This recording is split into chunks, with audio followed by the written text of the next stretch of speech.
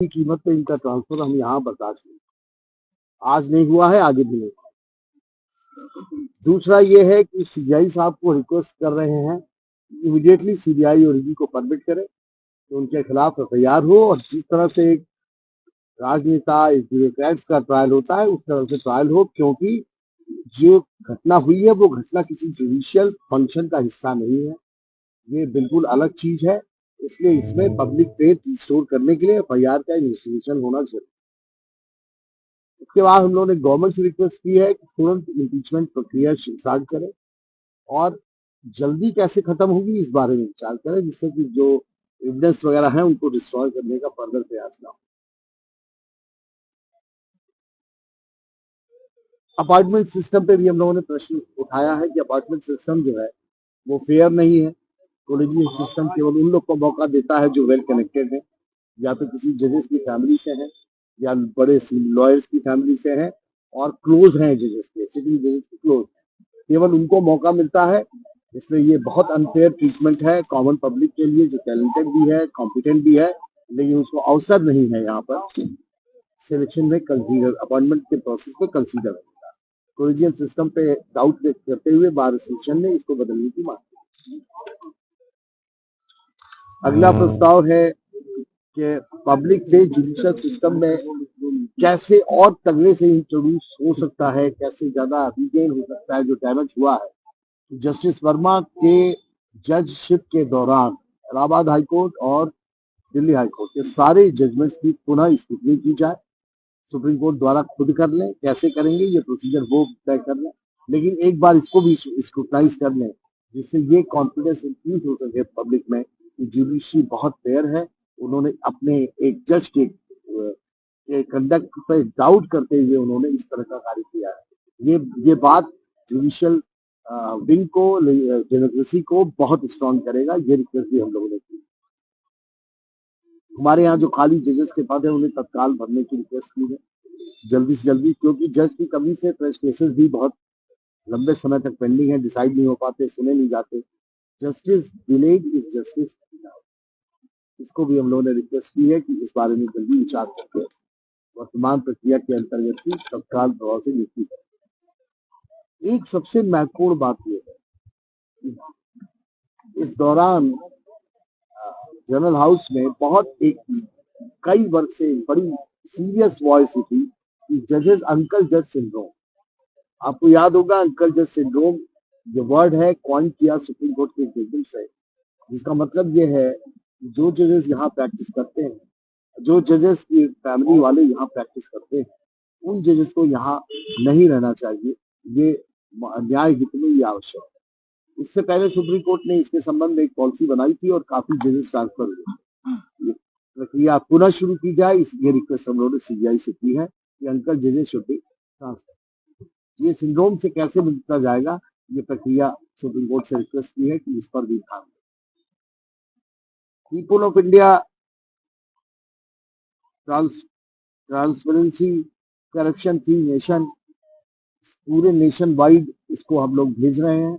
Justice Yashwant Verma गिरफ्तार भी होंगे, जेल भी जाएंगे और उनको अपनी कुर्सी छोड़नी पड़ेगी, पद भी छोड़ना पड़ेगा।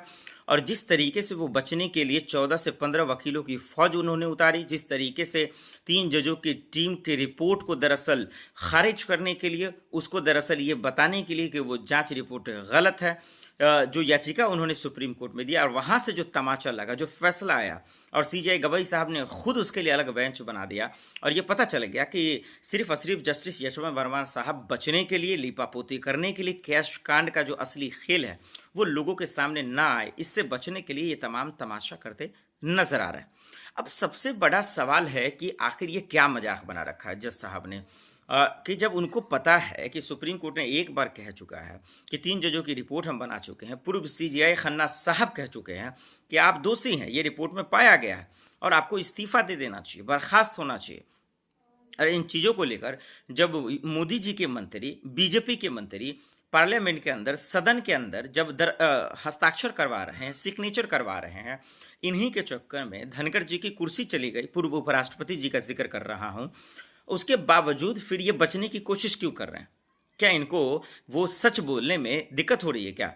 आज भले आप कैमरे पे सच ना बोले, प्रेस कॉन्फ्रेंस कर सच ना बोले, कोर्ट में सच ना बोले, लेकिन जस्टिस यशवंत वर्मा आज न कल तो जेल जाएंगे ही, वो गिरफ्तार होंगे, जेल में इनको सच बोलना पड़ेगा, उगलना पड़ेगा जेल में सच कि आखिर कैश कांड का असली सच क्या है। और क्यों उगलना पड़ेगा? क्योंकि देखिए, महाभियोग को अब पूरी तरीके से, जो महाभियोग आने वाला था पद से हटाने के लिए, कुर्सी छीनने के लिए, उसको रास्ता मिल चुका है, हरी झंडी मिल चुकी है, सांसदों के हस्ताक्षर भी हो चुके हैं। और किरण रिजिजू साहब जो मंत्री हैं, वो साफ शब्दों में कह चुके हैं, हम इस मसले पर पीछे नहीं हटेंगे, किसी भी सूरत में पीछे नहीं हटेंगे।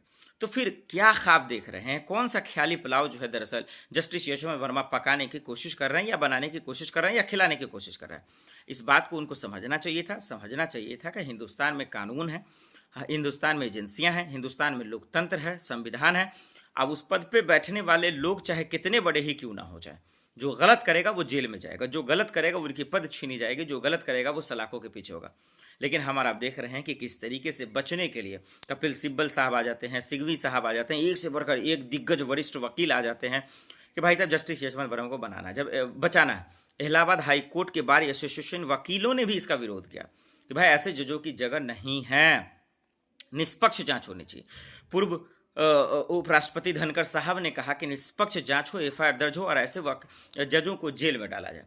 लेकिन हैरान करने की बात यह है, चुभने की बात यह है, परेशान करने की बात यह है कि ऐसे जज आज भी पद पर हैं, ऐसे जज आज भी जो है कैश कांड को बचाने की असली सच को बचाने के लिए तरह तरह की तरकीब लगा रहे हैं। लेकिन जो है अफसोस की बात यह है कि कानून व्यवस्था ठप है। अफसोस की बात यह है कि सुप्रीम कोर्ट में मामला चल रहा है, वो फटकार लगा रहा है, लेकिन एक्शन नहीं हो रहा है। लिहाजा आप से दरखास्त है मोदी सरकार से, डबल इंजन की सरकार से, उनके मंत्री से और तमाम विपक्षी सांसदों से कि चाहे सदन हो या चाहे सुप्रीम कोर्ट हो, चाहे जेल हो या थाना हो, इनसे असली सच उगलवावे, इनको पद से हटाएं और इनको जेल में डालें।